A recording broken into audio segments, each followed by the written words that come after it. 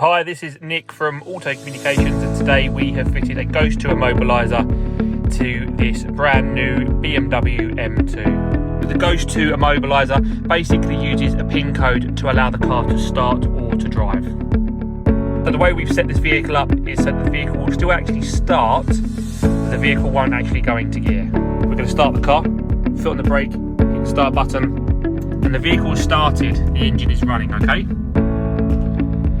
So as a car thief, they think we're onto a winner there. As we go to put it into gear, the car shuts down. Yeah. So we'll restart the car again, we'll show you that again. Car starts, go into gear, car shuts down.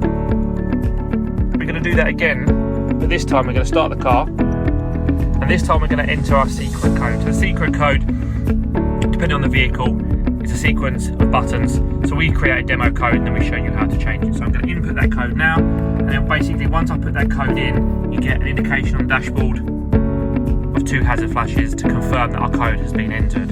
So because the code has been entered, now when I select a gear, it goes into drive and the engine stays running.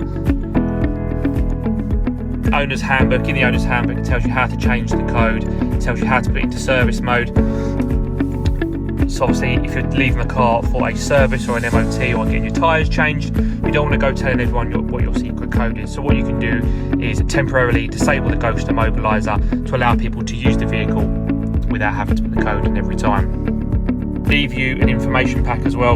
Inside this information pack is your installation certificate, owner's manual, emergency override code, and some documentation so you don't lose our details as well. So yeah, Ghost 2 immobiliser, that's 499 fitted, all done.